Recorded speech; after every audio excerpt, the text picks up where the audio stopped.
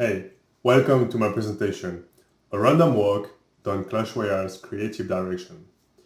During this presentation, I'm gonna quickly introduce myself, I'm gonna introduce Supercell, and I will introduce what we are doing there. Then we're gonna quickly move on the first topic, really, which is art versus design. The second topic is Maya, not the software, but more of a concept that I'm gonna introduce to you. And then we will talk about branding. We're then gonna take those two topics and we think about them when designing the game. So we look at the design thinking and how with this design thinking we are making Clash Royale. So I will give you some very concrete example and thought process that I hope will be helpful for you. So first, the introduction. So my name is Brice Laville Saint Martin. At the very core, I am a 3D character designer, and at Supercell, I work on the creative direction of Clash Royale. At Supercell, as a company, we have one core belief, and this belief is that the best teams make the best games, and the company mission is to create games that are played for years and remembered forever. So we have a couple of games. I will not go too deep into them, but the first one is Clash of Clans. The second one is Brawl Stars. We have another game called Boom Beach, A-Day. And we have now A-Day Pop, which is on soft launch in a couple of countries. And that one is a puzzle game. Maybe you have the opportunity to play it, depending on in what country you are at the moment. And then, of course, then we have Clash Royale. So the game I work on. So Clash Royale is a game where basically you have to collect cards. There is 99 cards at the moment to be collected. And from all those cards, you have to select 8 of them that all the cards have like a different gameplay. So you have to collect 8 of them that you put in your deck or in your hand, and then you go battle with it. So when you go battle with it, you have 3 towers, so the blue towers, and your opponent on the other side of the arena has 3 towers as well. And the goal is basically to defend your towers and take down the towers of your opponent by playing the cards you have selected in your hand. We're gonna see quickly what I work on, then move on the first topic. I was telling you that at the core I'm a 3D character designer, so here's some characters that I work on. So the LSE Golem, the Ram Rider, the Fisherman, the Rascals, Royal Recruits. Those guys, they are super fun. I really like them. They are basically, when you play them, it's 6 of them that are being deployed on a line. A line which is basically the width of the whole arena. And I found them really fun, and they're kind of, their name is Royal Recruits, and they're like of the intern of the castle, the intern of the king, so a lot of fun things in the stories with them. And we wanted to have even more fun, so you can see that in the design, there's just their little nose going out of the bucket. And actually this bucket is designed, the reference is basically another card, which is the Dark Prince. Since they are basically the recruits of the kingdom, they one day want to be the Dark Prince, so the bucket, so the helmet they have on their head looks like the Dark Prince helmet, but their helmet is made of wood. More recently, we introduced a new card, which is Royal Delivery. It's like a box you send all the way to your opponent side.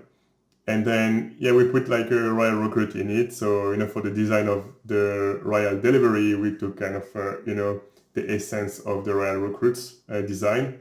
And basically, we put one guy in a box. So when you send it over, then, it can crush some maybe skeletons or goblins that are on the way, and a Royal Recruit is being deployed. I work also in the game at the moment. The game is running on seasons, so every month there's a new season, and a new season means a new theme.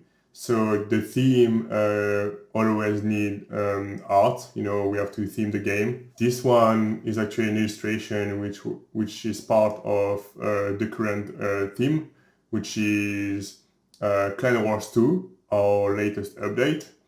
So this illustration that I work on with partners was basically, we wanted to show, for the first time to our players how this new feature in the game will look like. So, we wanted to show, so in the future, basically, you are on a boat with your clan and you have to sail up the river to the Colosseum that you can see at the very end of this illustration. We wanted to show what is it to go through this river and to show the environment around and to give to our players a feeling of that it's gonna be a big journey. And that was this key art, I would say this illustration was used then along the way also for us to develop the feature, and it was a reference for the map, a reference for the cinematic, and so on and so on. So it was a central piece of our latest update, I would say. This is another one from another illustration from the latest season, Clan Wars 2. And this is the moment we wanted to picture the moment where you're gonna arrive finally at the Colosseum, and you're about to take your final battle, in this very epic arena and very important arena.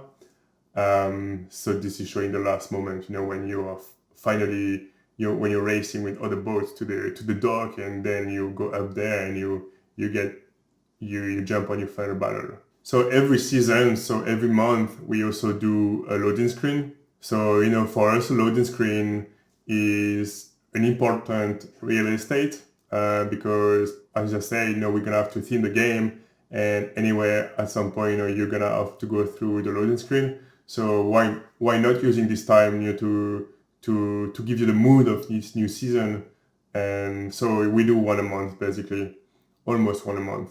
So this one is the original one, and basically every season we take this one and we're gonna tweak it, we change the background, we swap some characters to have the new theme. Sometimes we change 20% of it, sometimes we change 80% of it. It really depends.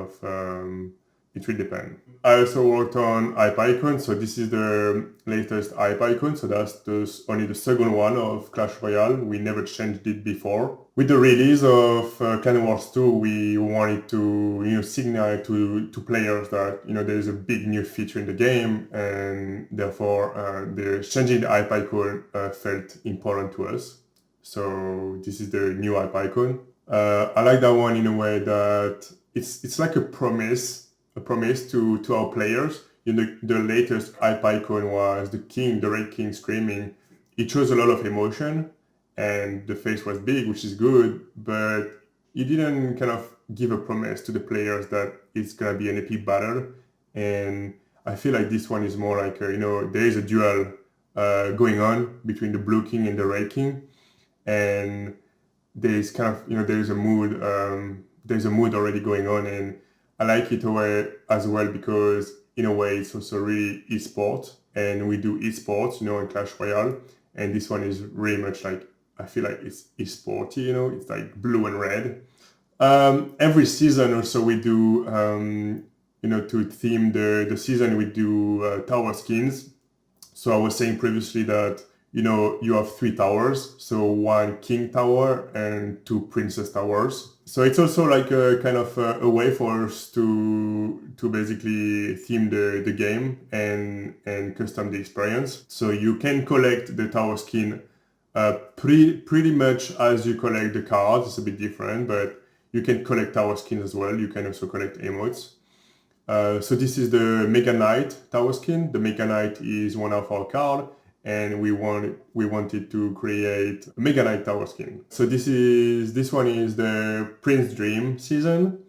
Same, it was from one of our past seasons. And I also do some card image. So when you collect the card, you can see a beautiful render of it in the game, but you can also see the card image, which is essentially the icon of the card. So when you play the card, you're also playing, you're playing with the icon. My work is also to basically, I'm trying to keep the game as fresh as possible. So we are working on UI, new ways to show the characters to the players. The characters are, so, every way we can to show our characters and, epic image of the character, I feel like it's really important. To me, when players are playing the characters, they're not playing the little pixel on the screen, but they are more like playing this image they have of the characters, So showing beautiful renders in game is important to me. So right now we are going through refreshing all this content, all those renders to have renders as epic as possible. Since more recently I work on also cinematics. So cinematics for new characters and seasons. And then some R&D, research and development for real-time animation. So the first topic I wanted to talk about today is art versus design. Art and design are two art forms, but there is one big difference between them, and this difference is the purpose. So to me, art is meant to raise questions within you, to raise questions, and design is meant to actually answer questions, When you enter a museum, you look at the art on the wall or somewhere in the museum, this art is most likely not here to be used, and it's most likely here to give you, to provoke thoughts and provoke emotion within you. And when you look at a piece of design, design is an art form in a way that it has to be ergonomic. Obviously, it's an art form and we want design to be ergonomic. But the first purpose of design is to actually make an object, make a function more clear, clear to the user and understandable to the person who is gonna play with your design or use your design, use your object. And so, there's different type of design. There's it could be an object, it could be a function, it could be so many things, and for games, the design is based on the function, and most likely, and this function is the gameplay. So for the video game, for the mobile game and video games, basically we are designing the gameplay, obviously. So good art is, to me, interpreted, and good design to me is understood. So that's what I say, design is an art form, but it's a human-centered art form. It's an art form which is meant for human to understand better how to use the object, how to use the function, and hopefully also to make this function and object ergonomic, also beautiful, I like art, beautiful and ergonomic and so on and so on.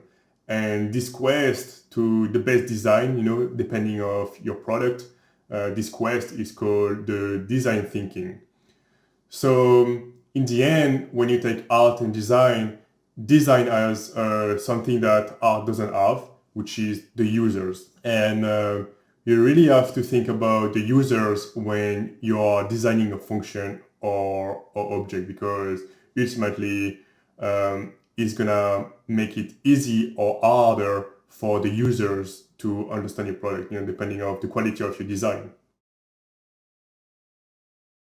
So the second topic I wanted to touch on today is Maya, and not the software, but more the design concept. But we cannot talk about Maya without talking about the inventor of it, which is Raymond Loewy. So Raymond Loewy was a French designer during the 50s, the 60s, the 70s, and even the early 80s. Raymond was designing all sorts of things, from trains to Coca-Cola fountains, to car, to bus, to pencil sharpeners, and many logos that still today you will recognize, like a Lucky Strike logo. And his last project was actually maybe one of his most iconic, was to help NASA designing the first ever space station, So the space station was essentially a very obviously remote environment,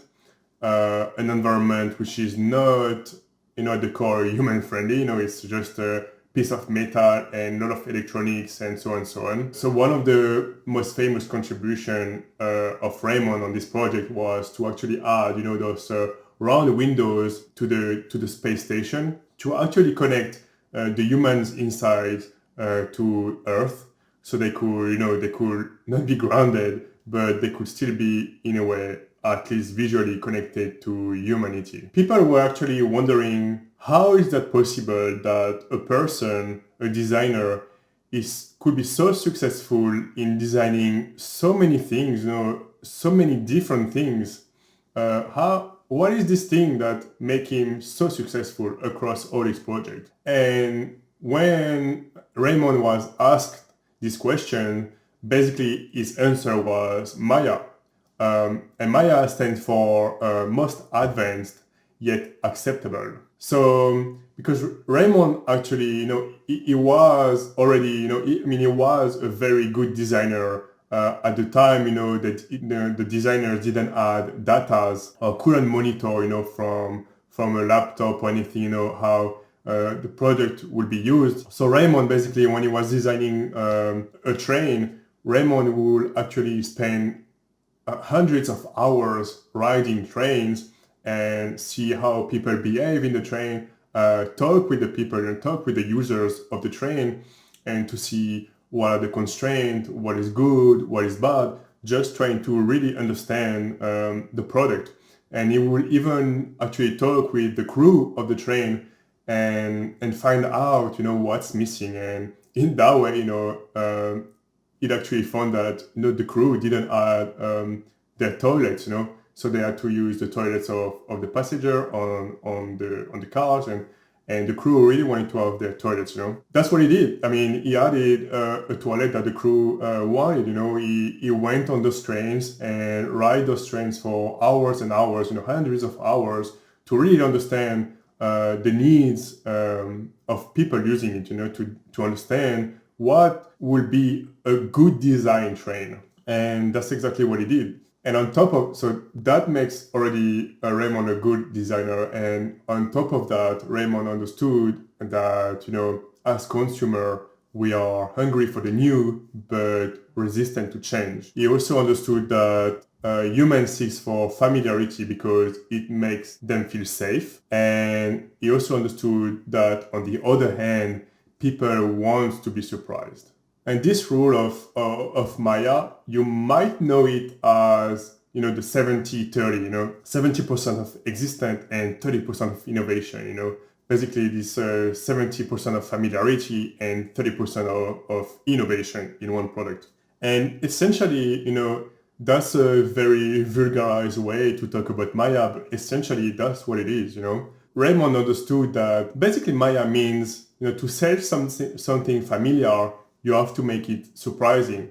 And on the other hand, to sell something surprising, you have to make it familiar. An example of that, I would say maybe the best example I have in my head is, when Steve Jobs introduced the very first Mac. So, you have to understand that at that time, it was essentially the first time that the general public was seeing a personal computer and this new piece of technology. And during his presentation, there's something that became so iconic, is that he really wanted the computer to talk, He didn't just want to show a screen or numbers or, the code or anything, but he really wanted the computer to present itself to the customers, to the people in the audience at that time in the theater. And that's exactly what happened. And that basically was a beautiful example of Maya, It's something really surprising, a new computer and this new personal computer.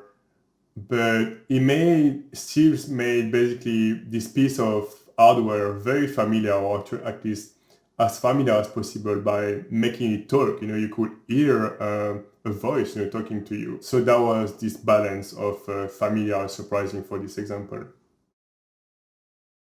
So the third topic I will briefly talk about is branding. So what is branding? Well, branding is essentially the science behind how do you move from being meaningless to being meaningful. How do you move from those black and white geometric shape that tells you nothing else, that they are a square, a triangle, and a circle, to a shape like this one, this still black and white shape that tells you so much more about it, right? When looking at this shape, you might think about Disneyland. You might think about all the beautiful stories. You think about the princesses. You think about the kids. All of this, right? So how you move from this meaningless black and white circle to this meaningful black and white shape, and that's all the point. So be careful, because a brand is not a logo, right? The only purpose of the logo is to create actually a mental connection between the product, which the logo is on, and the brand, just to create this connection in your head. That's the purpose of the logo. So a brand, as we say, is this image that you have about a company, about the logo, about the product. It's a belief system. When you look at the Nike logo on a t-shirt, the belief system and belief is very much that it's a product for athletes. It's a product that honors the athletes. It's a quality sport gear, and all of this. So a brand, to be clear, a brand is not tangible. You cannot touch it. The brand is not the product. The brand is not the logo. The brand is this belief system you have in your head. Is this image of the brand that you have in your head. A brand is crafted by a person or by entity. So entity, a company, and the person can be anybody. So, and I want to say a person here because a person can have a brand itself. Okay, and the brand, in a way, stop to exist when people stop believing in it, so it can disappear. So let's actually take the example of Supercell, because we kind of already talked about it in the introduction. So Supercell, so this is our logo, but what is our belief? I said it earlier. So our belief is that the best teams makes the best games, right? That's, part of our branding, right? What I mean for us is that, every day we live by it in a way, it's, we strongly believe it. We strongly believe that the best team makes the best game. So for example, we are really careful at the hiring. We are really careful at the composition of the team. You might be a good element, but you also need to find the good team for you. It's really the composition of the team. We are really, at Supercell, we are really careful about the composition of the team. So Clash Royale, so this is our logo. So what is our brand, What's the brand of Clash Royale? Our belief is that Clash Royale is a most ridiculous duel. Instead of explaining, I think it's even easier if I show you some example. These are the rules of the duel. Attacks can come from all directions. So you must keep your eyes open at all times. The most ridiculous duel. Clash Royale. These are the rules of the duel. The giant skeleton wears a silly hat, a backpack, and has a big underbite. Laugh at him at your own risk. The most ridiculous duel. Clash Royale. These are the rules of the duel. Anything goes in the arena, and anything goes inside the goblin hut. Anything. A most ridiculous duel. Clash Royale. These are the rules of the duel. The grass in the arena must be properly cut. It's a full-time job.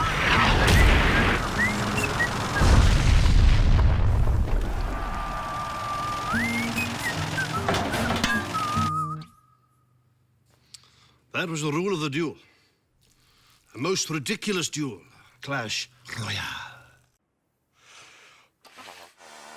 These are the rules of the duel. Trumpets must sound when the prince charges into battle, or when the prince does pretty much anything. Do-do-do-do. Do-do-do-do. Do-do-do-do. That was a rule of the duel. Trumpet! A most ridiculous duel. Clash Royale. These are the rules of the duel.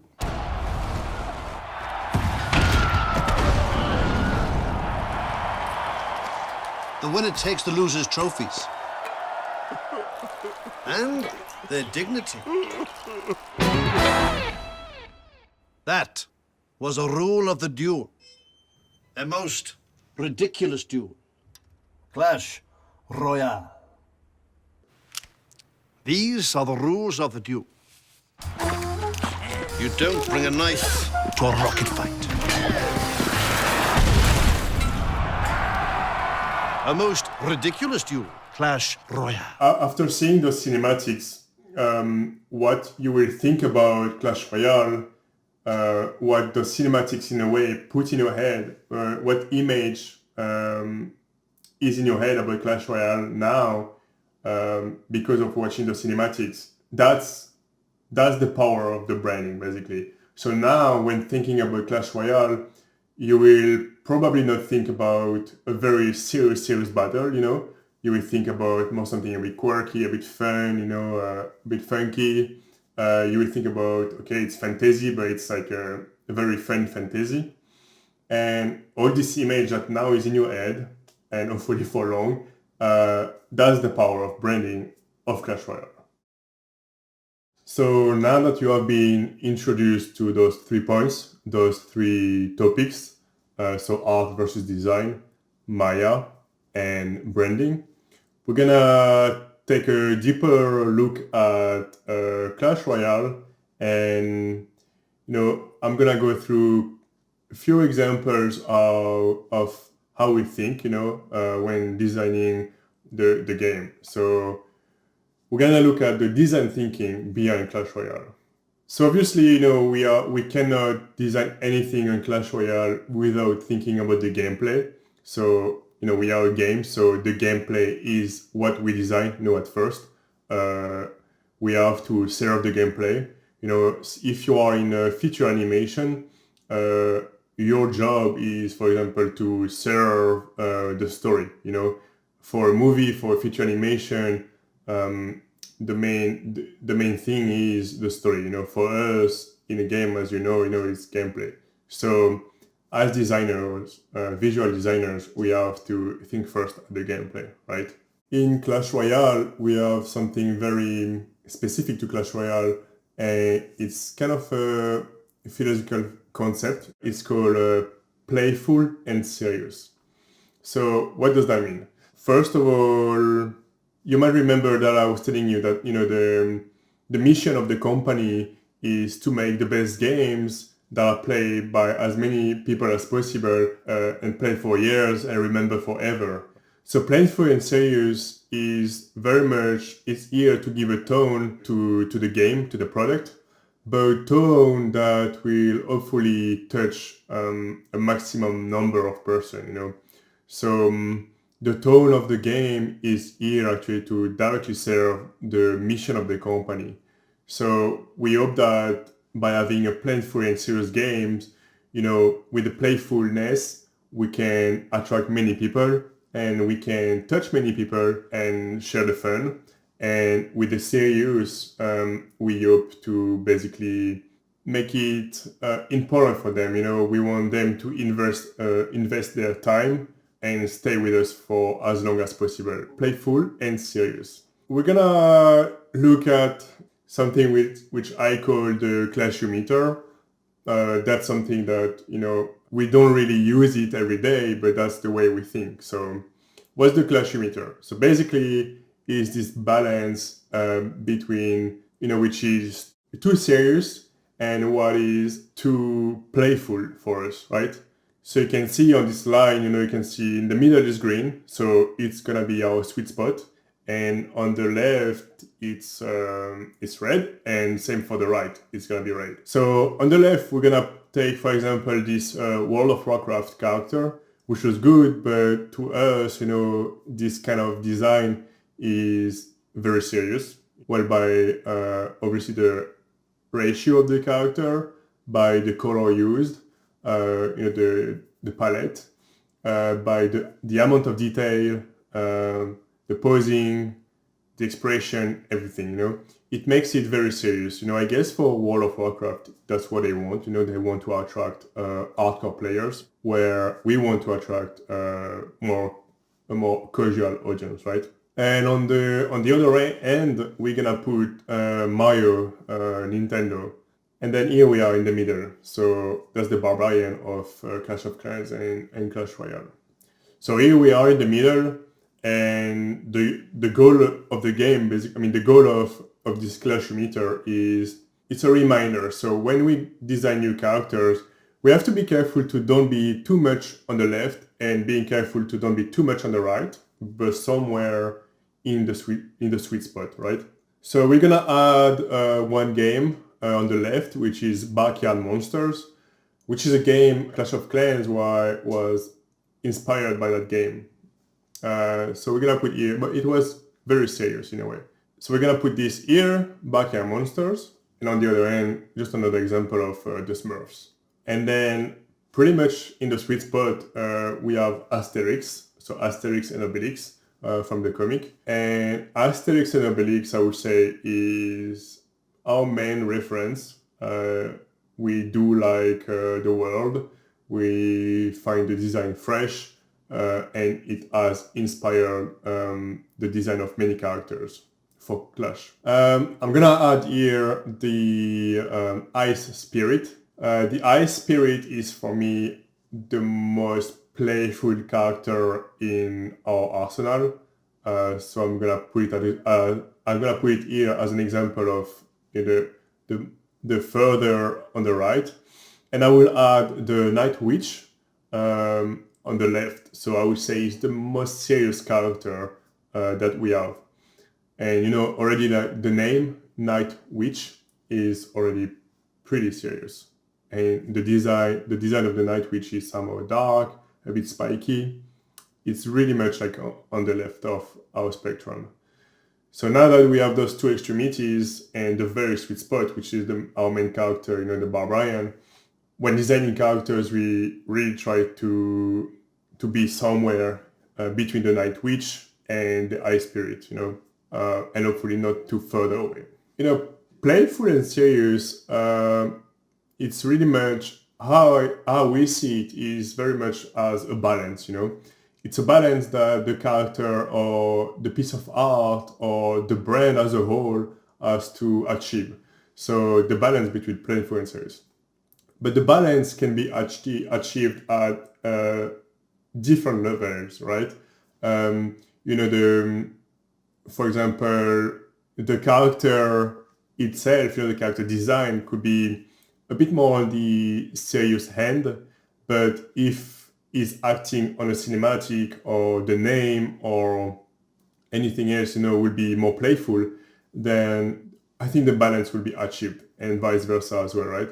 So it's really much a balance that we think about, not at each level, but as the whole creative, right? The whole character, the name, the design, the color, the acting, even the voice. When you look at the whole, it has to have this balance of playful and serious. One way we achieve this balance, one of our tools that we use then is also the story. On the game team, we don't really think about stories, we don't write stories. The marketing team and the storytelling team will write more stories, but on the game team, we don't write the stories of the characters. What we come up with is, it's more of the personality of the character and some fun facts, And fun facts, we use the fun facts / stories to bring some balance between playful and serious as well. So here is an example of the executioner. The executioner, already by the name, executioner is more on the left, as you can guess, on the left of the spectrum. And the design is somehow fun in a way, but it is still pretty serious. But the fun fact of the executioner is that actually he's vegetarian. He uses axe not to not to cut heads and stuff, but he uses it to cut his fruits and vegetables. This giving some playfulness in the design. I really like this example. I think this example talks a lot by itself. So this concept is by Jonathan Dower, one of the main concept artists that we had on Clash and Clash Royale. Yeah, I really like this example. Another tool that we use either for playful and serious and other things, another tool something we have is families. We do have many families in Clash Royale and Clash of Clans, but I will talk about Clash Royale. There is the Forest Gang, there is of course the Royals, there is the Goblins, the Skeletons, the Golems, there is Dragons, there's Machines, many families. And what I want to touch on about the subject of families is not much about playful and serious, but more about, maybe more about the brand. So the brand and Maya, let's talk about brand and Maya in there. We have 99 characters and I don't know how many, maybe like 15 families. Each of these families, they have something special. They have, for example, the Golems, if we take the family of the Golems will always attack the towers. If it's a Golem, the player know that this character will attack the towers. How does the players know that? Well, just because that's something we always do. I mean, that's something we have introduced. That's a rule that we have made ourselves, right? So players nowadays, they know that if a Golem comes to the game, if it's the new character, then it's from the Golem family. They already know a piece of the gameplay, right? And I think that touched to Maya, familiarity and surprise. With the family, we can play on this balance between surprise and familiarity. Another one, for example, the Hog Riders. So the Riders, Ram Rider, Hog Rider, they're also going for the towers. So therefore, if the players know that there is a new rider coming, they will know a piece of the gameplay. The goblins usually, but not the giant goblin. The goblins usually they are like small creatures and then they die pretty fast. They don't have a lot of health. But the goblin giant, because it's a goblin giant, and the giant in our brand, a giant is more gonna be of a tank. He has a lot of life. And the giant also goes for towers. So we have the riders, the golems, the giant that goes for towers, right? A goblin giant comes to the game. Already by the name, if you know a bit about the game, you might understand what this card is about. It's a giant. It's gonna go for a tower, and there is one big goblin. That's the giant. And then if you look at the art, there's two goblins on top of it. And those goblins are spare goblin. They're going to shoot all the cards around. My point is that we use family to introduce a new surprising mechanic, a new surprising card, a new surprising design. But we still use a familiar family, So it's not totally new every time. Of course, totally new cards are sometimes coming in the game, but yeah, we try to achieve a balance. Also, but with the families, something very, very important that we introduce in our brand, in our game, in our brand are the legacies. I just talked about it in a way. The legacies are, those very arbitrary rules or things that we introduce in the brand.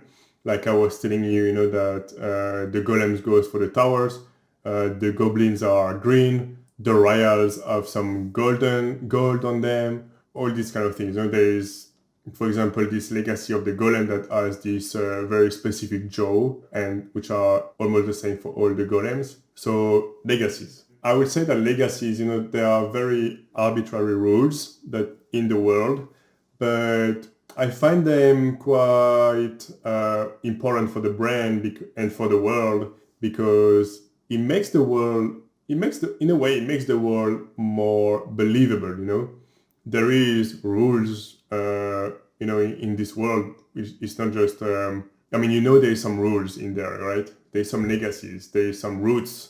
So now we're just gonna look at the firecracker, which is one of our cards. And we're just gonna pinpoint some elements and quickly talk about them. The first thing you have to know about the firecracker is that, so in Clash Royale, we have one family, which is the villagers. So those are the cards that comes from Clash of Clans game. So in that case, that was the archer. And we have also the forest gang. You know, the forest gang in Clash Royale is kind of they're kind of the rogue character, you know, the rebels that doesn't want to be in the kingdom. They just want to be, you know, in their forest and living their life away from the royals, from the kingdom. Think about them, about, you know, like if they are the rebels. So, you know, we wanted to create then a card which is a mix of the archer, the villager, and a forest gang character. So what we did is, well, we combined basically the designs. So here you can see that we kept the legacy of the archer. So we kept very much the hair shape, the hair color of the archer. We kept the original face, even though we did a bit of a lifting, but you will recognize the archer, you know, it's still the archer face. So, you know, if you're a player, you know it's an archer, you know, the shape of the hair, the color, that you know it's an archer. Then we have introduced some forest gang design elements, like, you know, so a bit darker tone. I would say the forest gang are a bit darker and a bit more green because they are from the forest and they are the rebels and stuff. So yeah, you can see the hood, the dark hood, the gloves. This is directly from the outfit of the forest gang, the rascals, for example. The shoes, and the forest gang shoes. So she's a firecracker, so basically she's firing a firework, right? So in Clash of Clans, they have air defense, which are fireworks.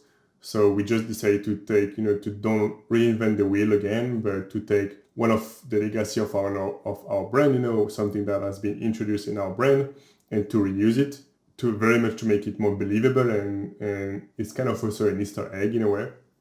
So the Clash of Clans air defense. And then this character, you know, the firecracker, I was saying that in general, you know, the forest gang, they don't have gold on them because gold is for the royals. It's a bit more expensive, and those are more like the young people in the forest, you know, the rebels, kind of a Robin Hood vibe, you know, that might not have the gold, but this character actually have a golden belt, and this is directly from the original design of the archer.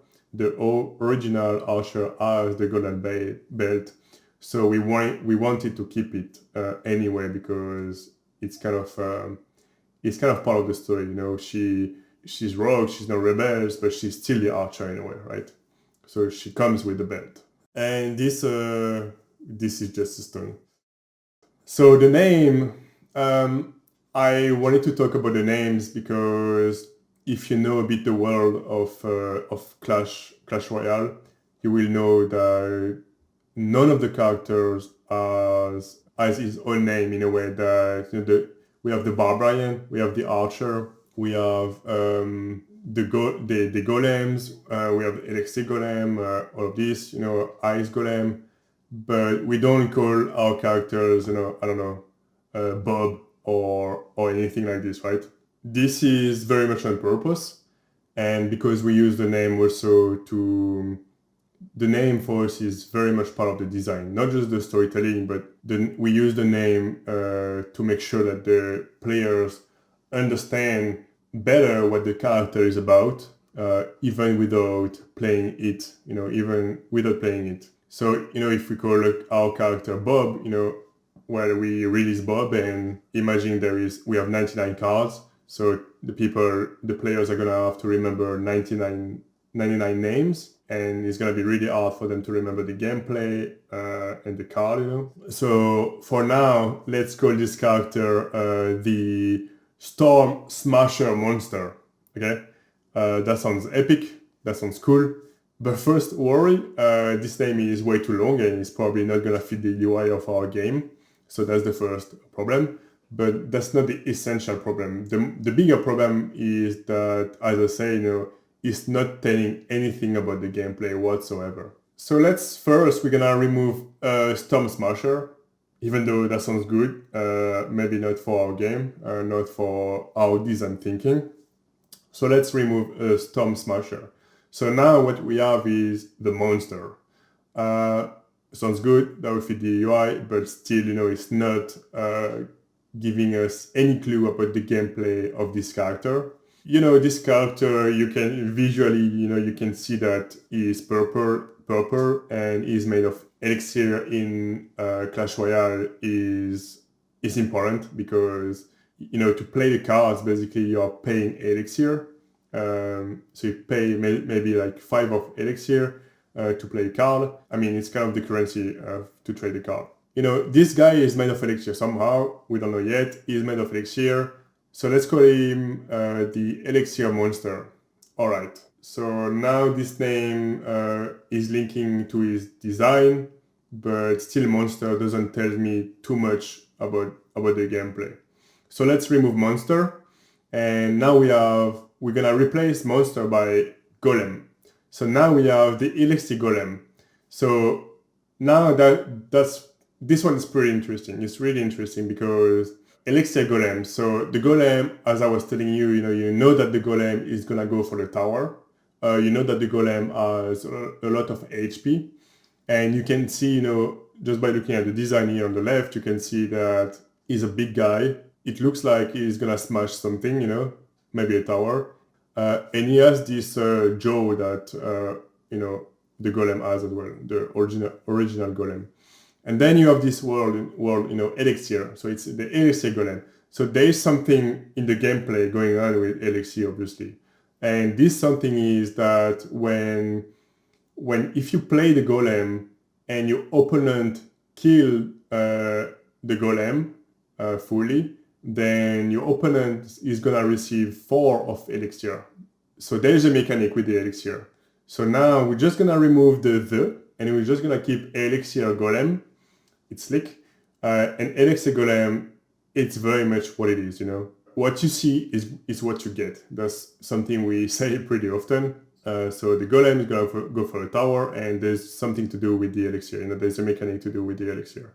We actually do this thinking, this design thinking, to make sure that people will be able to remember 99 cards, the gameplays of 99 cards, without too much effort.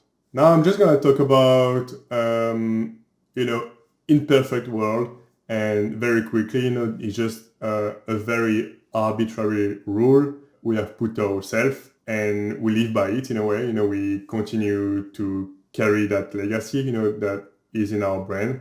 We might add some notch, here and there, like on this sword. The clothes of our characters might not be all clean, maybe they're a bit dirty, here and there. There's always some stuff that are being destroyed, because of Clash of Clans. The goal of Clash of Clans is to destroy your opponent village. So there is always something like going wrong, something being destroyed, someone attacking. It's an imperfect world. And carrying that this arbitrary rule is also helping to build a believable world. Another rule that we have is that the world is handmade. There is no factories whatsoever in the world of Clash and Clash Royale. Everything is handmade, very much by the builder. So we have this character which comes from Clash of Clans, which is called the builder. And in the brand and in the game, is the character that rebuilds your village after it's being attacked, right? Or is the one upgrading your town hall or anything, your walls, with his armor. And the story goes that it is the characters that, if there is a machine which is being built, he's gonna build it with his little hands, right? So it's made of wood, it's made of a little piece of metal, some screw here and there, and it has this feeling of it's handmade. That's like an arbitrary rule, as I said. Then I would like to talk about hierarchy. Sorry. So hierarchy is, I would say, it's more on the visual side of the design thinking, very much more on the visual side. But still, I want to talk about it because it's another example among many others, obviously, how we can achieve a better design. So by hierarchy, I mean, we make sure that, our characters, but not just our characters, our buildings, our environment, very much everything, but here we're going to talk about characters. We are making sure that they are simple, that they are digestible, they are interesting, and at every reading level. Because since we are doing mobile game, we know that players are going to look at our characters on a small device, obviously, on a small screen, even though they're getting bigger and bigger, but on small screens. But they're also going to look at it on their computer, through a cinematic that they might look on their computer or even on the TV. So we really try to be simple, digestible, and interesting at every reading level, so every different size. So here is an example. So this character is the trader. Again, trader, you know what he does? He trade. So that's a character which is going to trade with you in the game, in Clash of Clans, and soon in Clash Royale. So you can see here in small size, even in the small size, there's not much noise. There is, a mass of green. You can clearly see the head. You can clearly see the eyes. You can see that there's something important in his hand, and you don't see much of the legs, right? The legs are somehow very dark and tiny, because in Clash Royale and Clash of Clans, the camera is 45 degree and looking down at 45 degree. So most of the time, actually, in our game, at least, you don't see the legs of the characters. That's why also here in the render they are dark and small. But now if we take this character and we make him a bit bigger, now he's a bit bigger, and now you can see more of him. You can see, so that might be maybe in a render in the game, right? So you can see now that, okay, you can see what he wants to sell you, obviously. You can clearly see his clothes. You can see even his golden teeth, tooth that you couldn't see on the previous reading level, because if you could see it on the previous reading level, it would have been noise, you can clearly see his expression and so on and so on. Then there is the bigger reading level, from closer, this one, where you can see now that, okay, if you zoom in even more, it's interesting even though we are really close. So you can see that the leather from the bag has some textures, the cloth has a texture as well, you can see the knit, you can see the rope has some textures, but you couldn't really see it on the previous reading level, right? You cannot see it on the previous reading level because we don't want those details to be a noise for this second level, but we want those details to bring something interesting, even though we are zooming in a cinematic, for example, right? So if the camera goes closer from our character, we still want to bring something interesting. So the first level for the in-game, you distinguish the character, you don't see much of the detail, but you still understand the posing. The second level, you see more of the character, you see more of the colors, you see more of everything. And the third level, even close, there is some details. So obviously, also for the posing, so this one, this posing has lighting and everything. So for the lighting and also the value of our texturing, you can see that the bottom of the character is pretty dark and it goes brighter and brighter as you go up. And the brightest part of the character is the eyes, because obviously we want the audience to look at the eye of our character for obvious reasons. That's where the emotions come from and everything. For this posing, basically, this posing was very much about, we wanted to show the mood of the character. He wants to sell you something. He is the trader. So we want to attract the attention on the subject of the posing. On the bottle. So the artists have used a very pink hue, which is contrasting completely with the rest of the character, so attracting the attention. And here you can also see the saturation level of each color. So where we want to attract the attention, then the saturation is also higher. And all of this is very much to put the focus where we want it to be. So we want our players to understand what we have to tell them. We want our players to understand the design and the purpose of this character. We want the players to understand the posing, So all of this is very much about focusing the attention at the right moment, at the right place. Now we're gonna take another example, the Elixir Golem. We're gonna go back to the Elixir Golem and we're gonna deconstruct it. So we say that his name is Elixir Golem, and the name is looping back to the visual design, to what you see, and what you see then, and the name is looping back to the gameplay. So in a way, the name, the visual design, and the gameplay make sense all together. The Elixir Golem has also very, very few elements on him. Is basically, we can see as him like a naked character with just two things on his wrist. The design is very straightforward. We have something also different games call it differently, but on Clash Royale we call it the hook. And the hook of our characters is something that is very specific to one character, okay? The hook is what makes the character special, and most likely you will not have two similar hooks. The hook of this character is color. His overall color is really flashy in a way, it's pink. Purple is the color of the elixir, This color is the legacy of the elixir, In the brand, we use this color only when we want to talk about the elixir.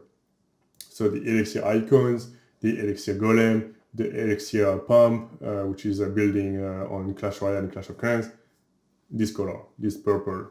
Another hook, for example, another hook of a character could be the fisherman.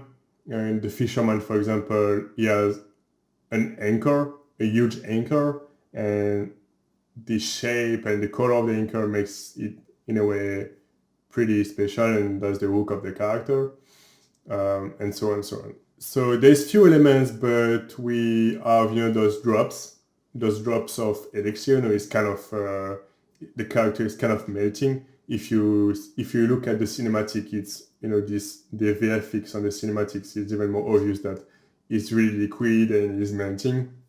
For the game, we wanted to have more of a toyish, design without heavy FX and everything.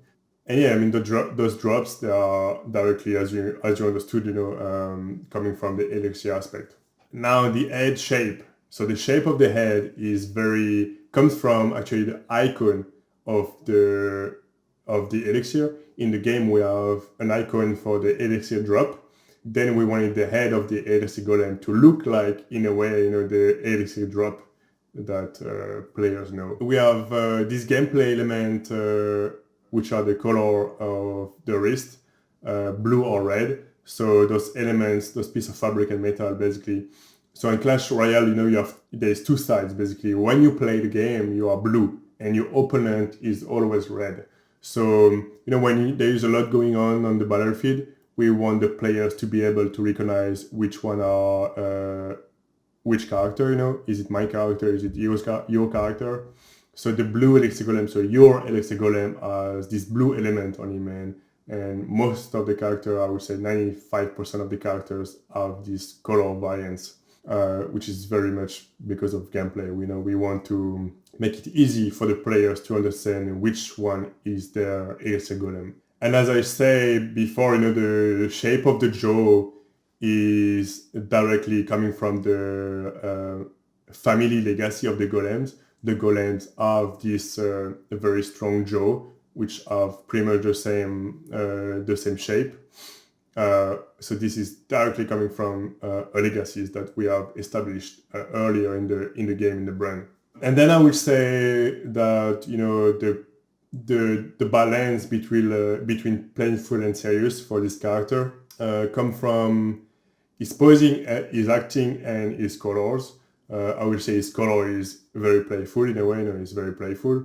This really pink, purple, to me is kind of playful. And then his posing is pretty serious. And then his acting on the cinematic. If you look at the cinematic later on, the cinematic he's acting almost like a baby. He cannot talk. He's just moaning in a way, and that makes him cute at some point. But directly in the cinematic, he's smashing the tower. To me, the playful and serious balance is met. And then, as a final note of this presentation, I would like to say only two things. And those two things that are important for us, and I hope also for you at this moment, or even more after the presentation, is that serve your users and build your brand. So yeah, thanks a lot. Thanks a lot, everybody.